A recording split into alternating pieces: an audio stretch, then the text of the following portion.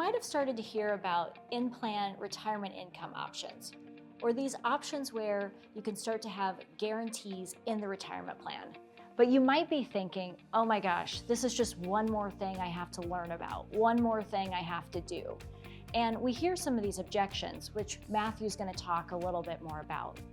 But I want you to be thinking about that it's really your fiduciary obligation to be evaluating these options, at least looking at how it might help participants reach their end goals. So Matthew, maybe you want to talk a little bit more about that. Well, in order to accomplish your objectives and fulfill the responsibilities that Bonnie mentioned, you need to be prepared to overcome common objections.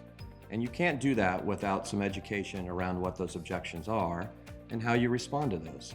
So for example, one of the greatest objections is that there's simply no demand for lifetime income. Well, first of all, the statistics show us that there is demand.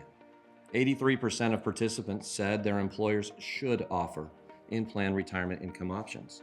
89% said having guaranteed retirement income would positively impact their current well-being, and 71% said they would save more if they had access to a guaranteed retirement solution.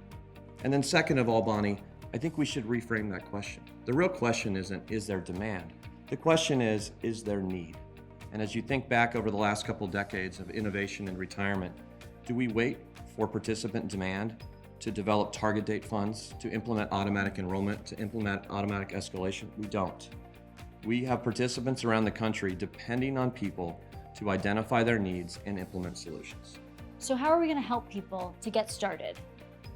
One of the great things that's happening is the retirement plan industry and all the service providers around it are coming together and creating resources to help plan fiduciaries, including both plan sponsors, retirement plan advisors, and consultants, to help implement and get started today.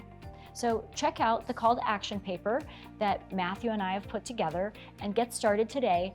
And it has some great things like how to overcome common objections to retirement income offerings.